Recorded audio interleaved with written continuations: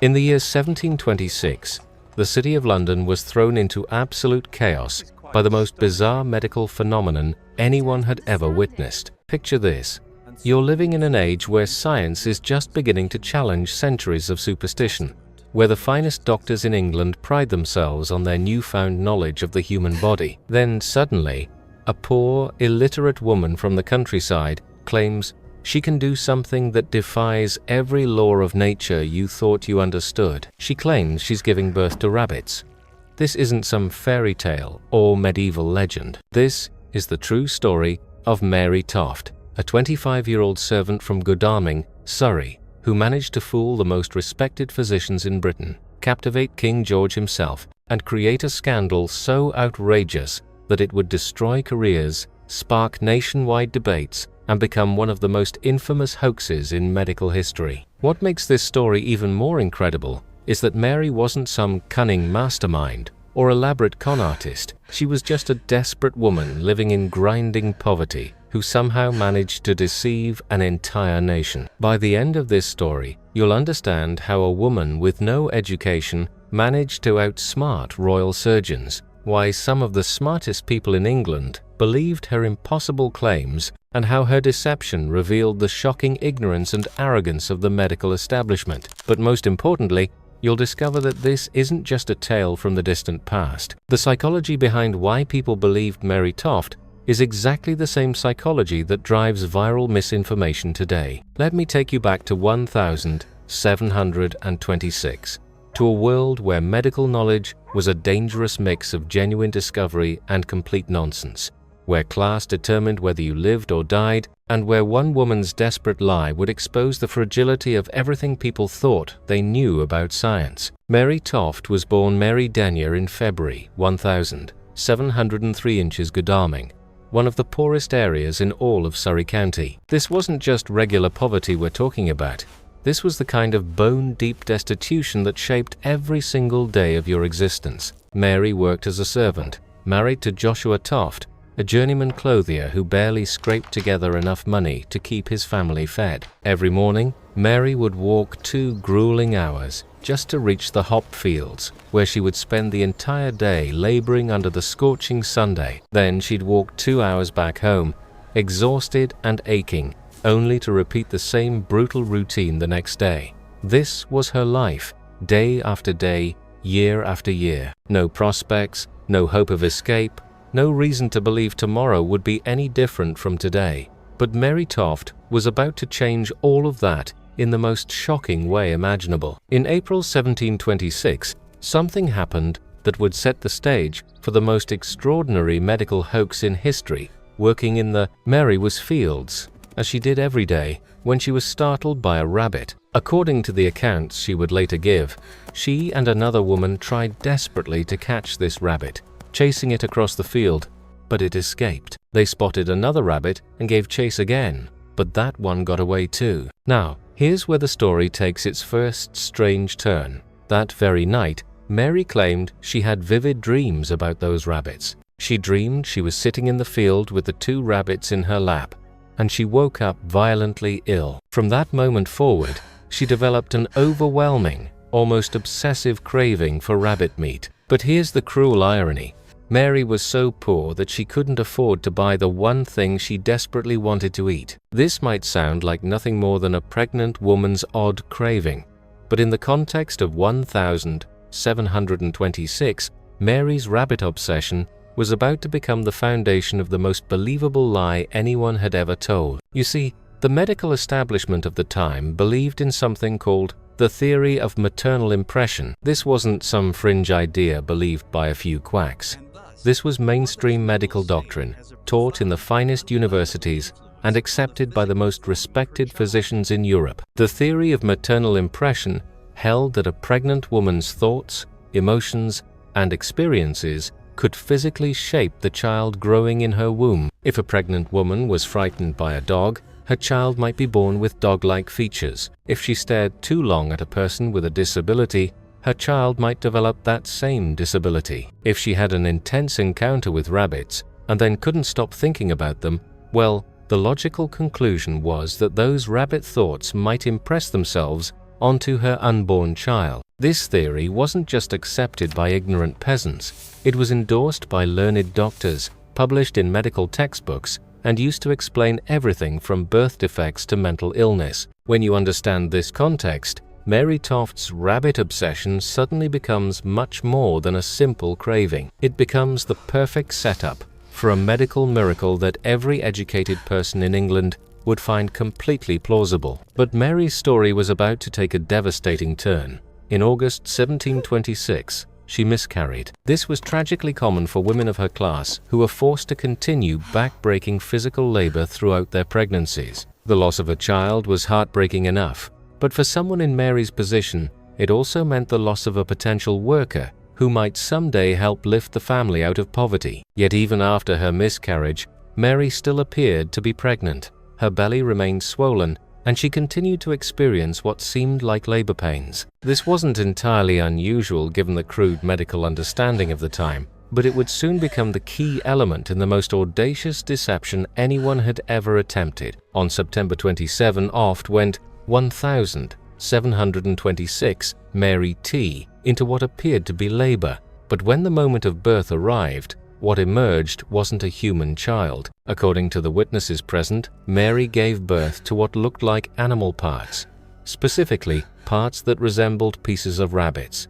The family was stunned. The local women who had gathered to assist with the birth were horrified and fascinated in equal measure. Word spread quickly through the small community that something impossible had just happened. Mary Toft, the poor servant woman who had been obsessed with rabbits during her pregnancy, had apparently given birth to rabbit parts instead of a human child. The news reached John Howard, her area.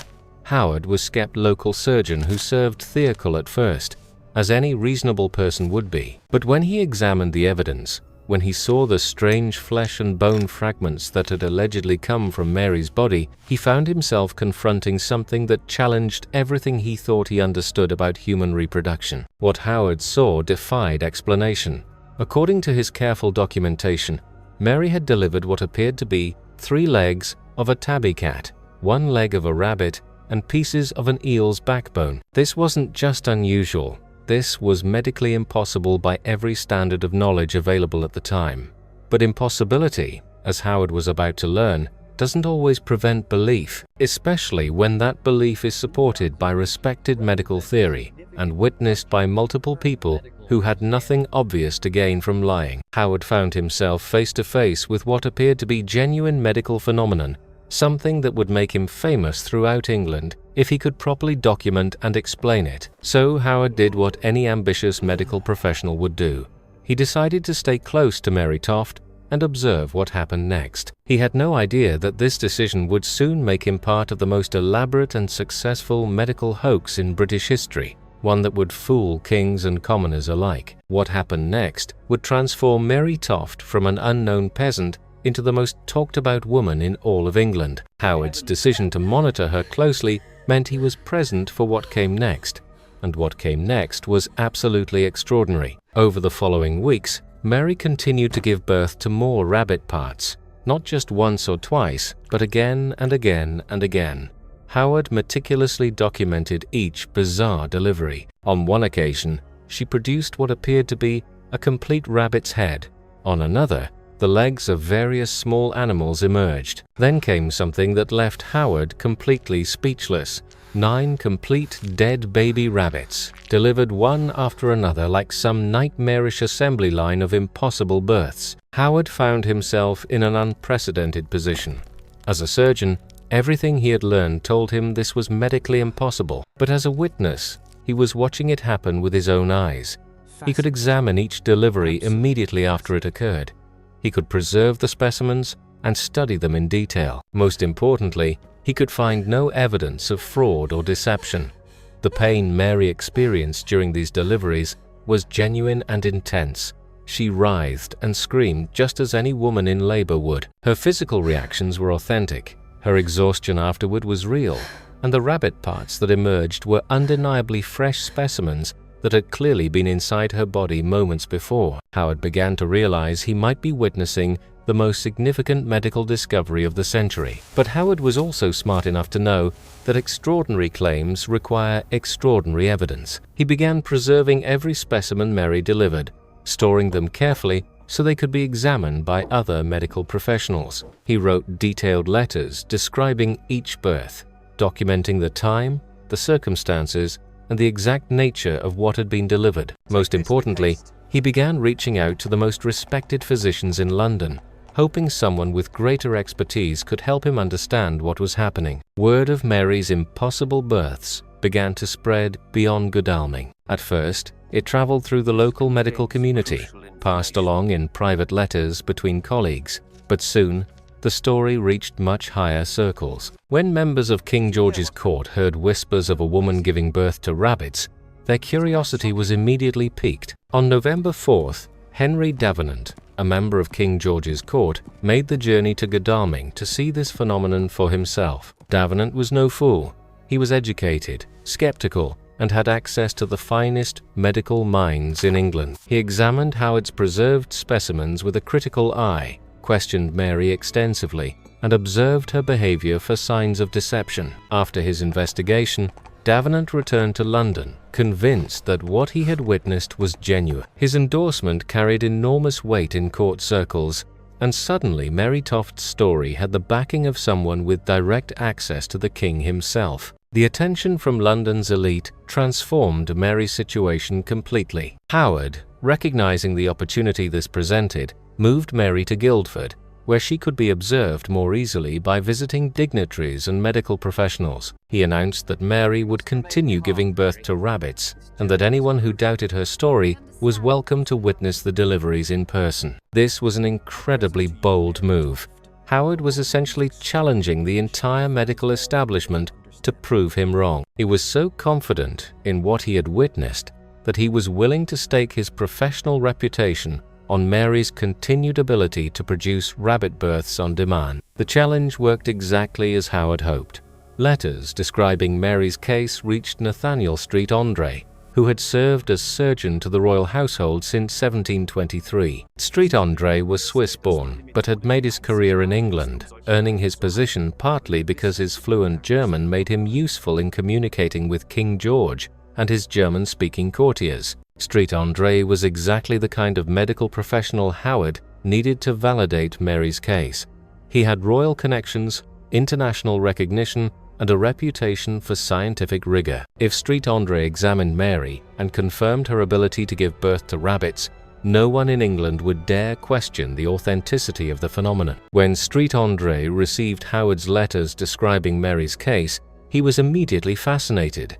The theory of maternal impression provided a perfect explanation for what was happening. Mary's intense encounter with rabbits during pregnancy, followed by her obsessive craving for rabbit meat, had apparently impressed rabbit characteristics so strongly onto her reproductive system that she was now literally giving birth to rabbits instead of human children. From Street Andre's perspective, this case represented exactly the kind of medical breakthrough that could cement his reputation forever. If he could properly document and explain Mary's condition, he would become the physician who had solved one of the most extraordinary medical mysteries in history. Street Andre traveled to Godalming in November 1726, accompanied by Samuel Molyneux, secretary to the Prince of Wales. The involvement of someone so close to the royal family demonstrated just how seriously the court was taking Mary's case. This wasn't idle curiosity anymore. This was a potential matter of national scientific importance.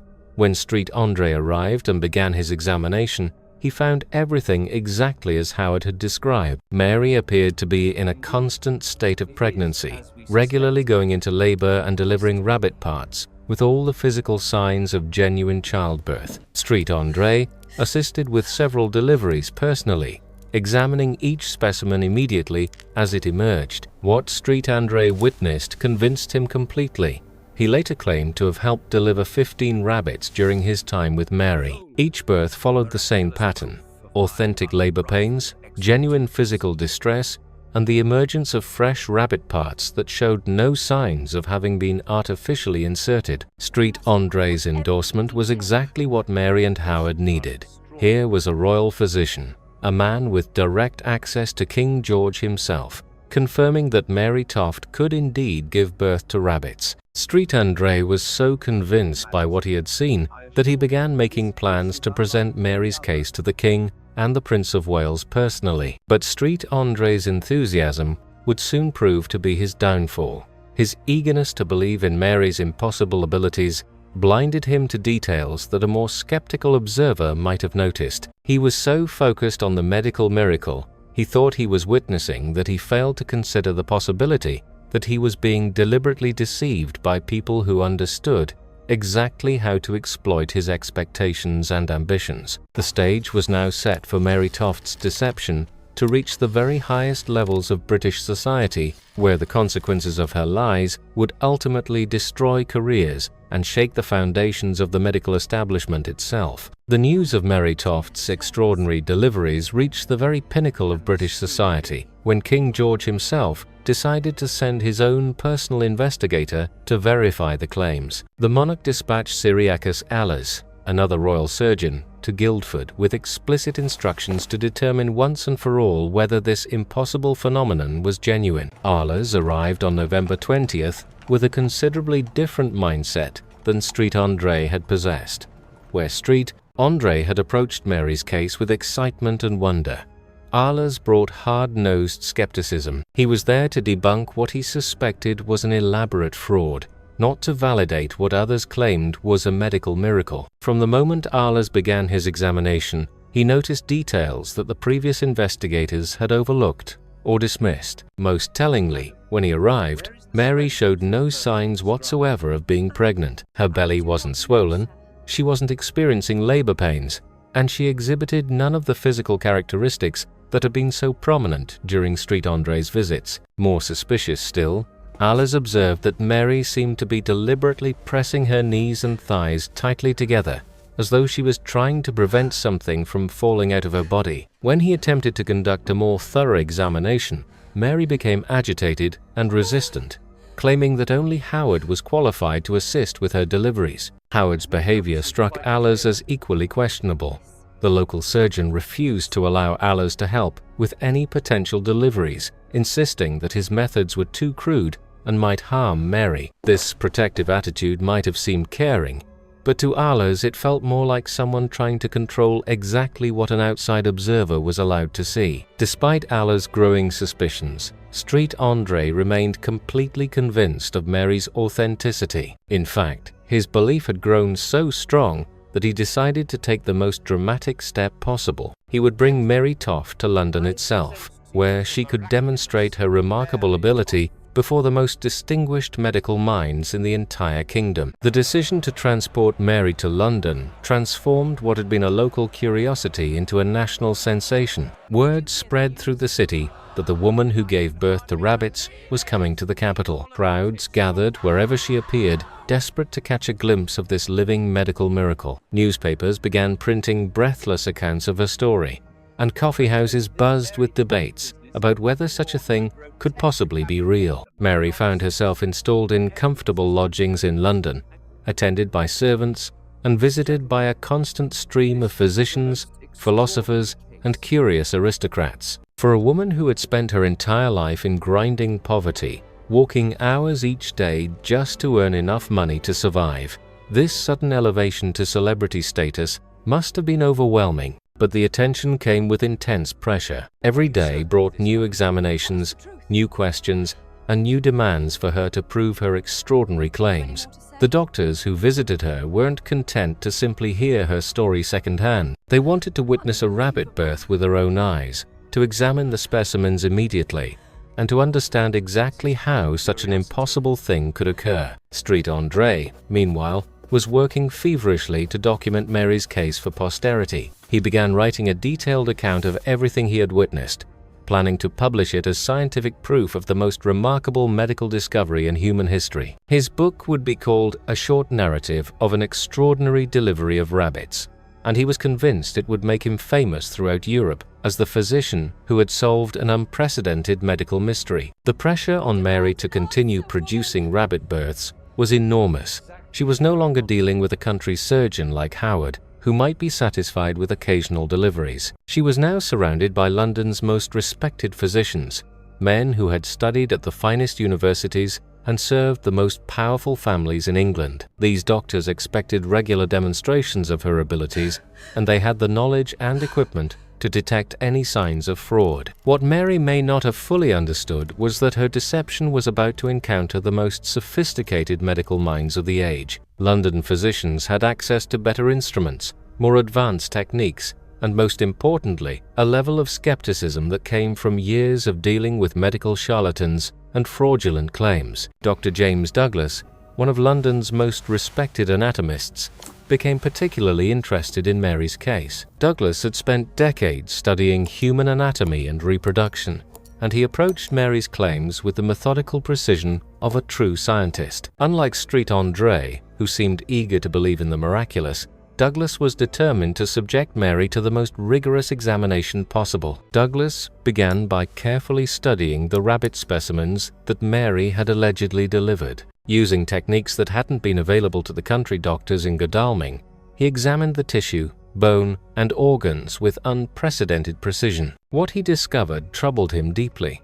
The rabbits showed clear signs of having lived and breathed outside the womb before being delivered. Their lungs contained air, their digestive system showed evidence of having processed food, and their overall development was consistent with rabbits that had been born naturally and lived for some time before dying. Most damning of all, examination of the specimens revealed hay and other plant matter in their stomachs, proving beyond doubt that these rabbits had eaten real food in the real world. This evidence was devastating to Mary's claims. If she were truly giving birth to rabbits that had developed inside her womb, those rabbits would show characteristics consistent with fetal development. They would never have breathed air, never have eaten food, and never have lived independently. The fact that every specimen showed clear signs of normal rabbit life meant that Mary was somehow obtaining ordinary dead rabbits and then presenting them as having come from her own body. But Douglas kept his discoveries quiet initially,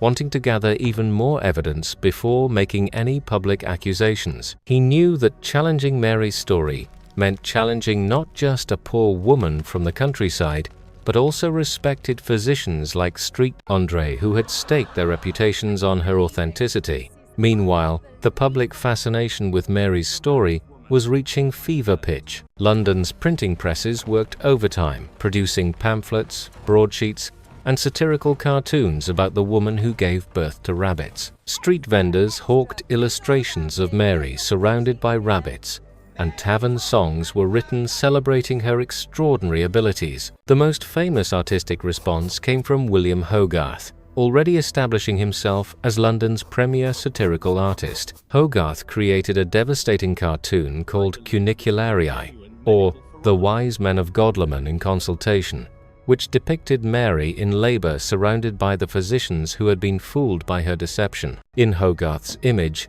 Mary lies on a bed apparently giving birth, while rabbits scamper across the floor around her. The doctors attending her are shown as pompous fools, so eager to witness a miracle that they've abandoned all common sense. One physician has his arm thrust beneath Mary's skirts, desperately trying to catch whatever might emerge, while another receives a fresh rabbit from what appears to be a butcher lurking at the door. The cartoon was brilliant in its savage mockery of the medical profession's gullibility. Hogarth understood that the real story wasn't about Mary Toft's remarkable abilities, but about how supposedly intelligent, educated men could be so easily deceived by a poor, illiterate woman. The image suggested that the doctor's eagerness to believe in something extraordinary had blinded them to obvious signs of fraud. But even as satirists mocked the entire affair, Mary was under increasing pressure to continue demonstrating her abilities. The longer she stayed in London without producing any rabbit births,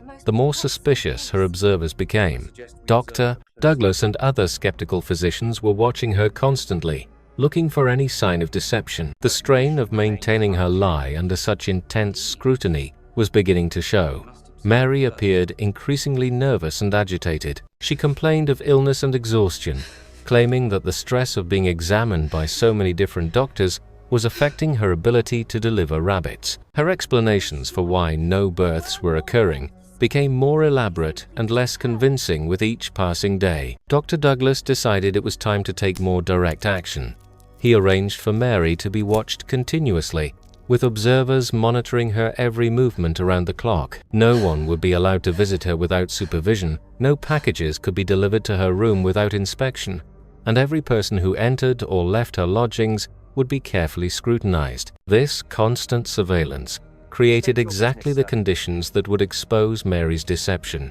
On a cold December night, a porter was caught attempting to smuggle something into Mary's room under cover of darkness. When confronted by Dr. Douglas, the man initially tried to claim he was simply delivering food, but closer inspection revealed that he was carrying a small, dead rabbit, precisely the kind of specimen that Mary had been producing during her supposed deliveries. Mary Toft's story reveals how desperation, ignorance, and ambition created the perfect storm for one of history's most audacious deceptions. This wasn't just about rabbits or medical fraud.